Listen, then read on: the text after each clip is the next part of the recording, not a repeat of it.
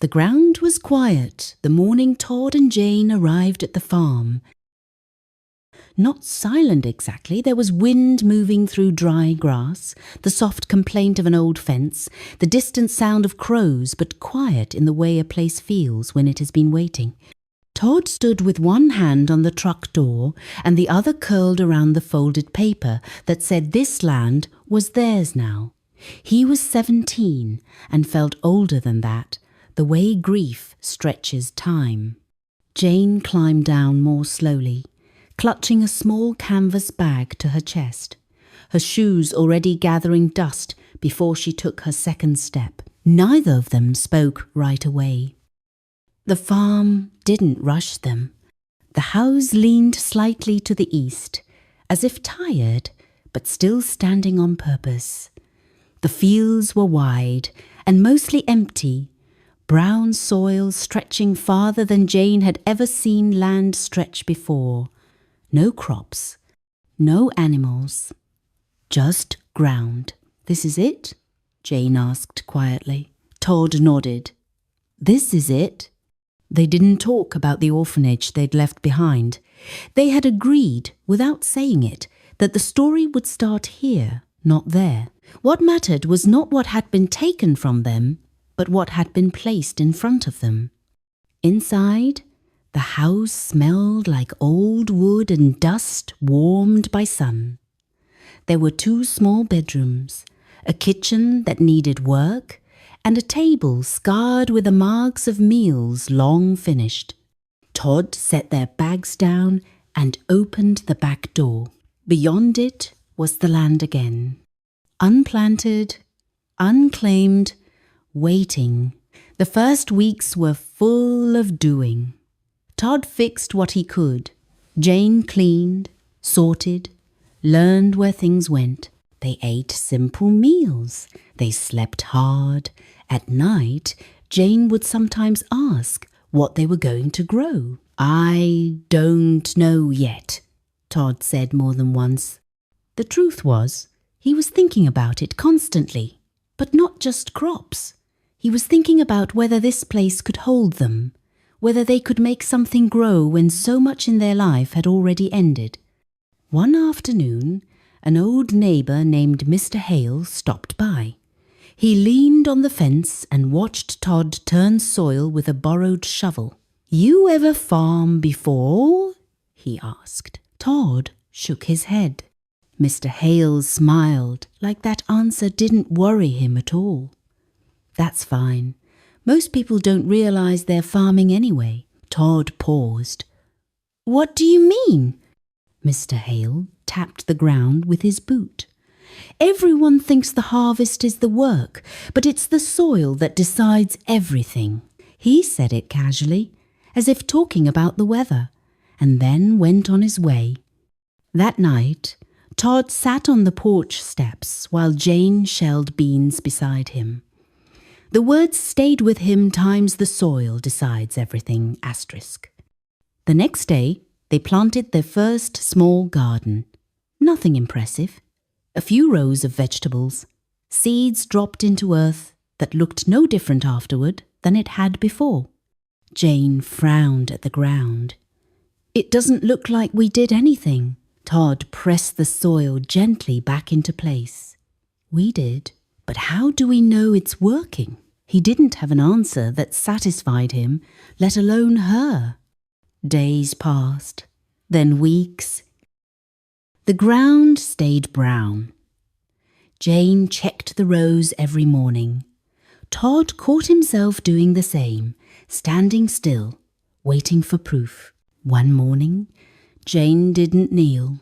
She just stood there, arms crossed. What if nothing grows? Todd felt the familiar tightening in his chest, the old fear that everything good came with an expiration date. He almost said something practical, something safe. Instead, he surprised himself. "Then we keep taking care of the ground." Jane looked up at him. He went on, slower now. "Mr. Hale said the soil decides everything. Maybe what matters is how we treat it before it gives us anything." Jane didn't respond right away. She crouched down, placed her palm flat against the earth, and closed her eyes. "I like that it's quiet," she said finally. "It feels ready." That night, Todd started something new without calling it anything. Before they ate, before they planned the next day, he named what was already working. The roof that didn't leak. The well that still pulled water. The way Jane laughed more here than she had in months. It wasn't forced. It didn't feel like pretending. It felt like noticing. Jane caught on quickly. She started thanking the chickens they planned to get even before they arrived. She thanked the soil for holding secrets. She thanked the empty rows for being patient. Todd watched her and felt something in him ease. They still worked hard, but something shifted. They stopped digging up the ground with their worry. They watered. They waited. One afternoon, Jane shouted from the field. Todd ran, heart pounding, only to find her kneeling and pointing at something so small he almost missed it. A green shoot. Just one. Jane laughed, then stopped herself. "We didn't make it do that." Todd shook his head. "No, we just made room." More shoots followed, slowly, unevenly. Some days nothing seemed to change. Other days everything did. When storms came, they protected what they could. When pests showed up, they handled them without panic. They learned that reacting with fear only made their hands clumsy.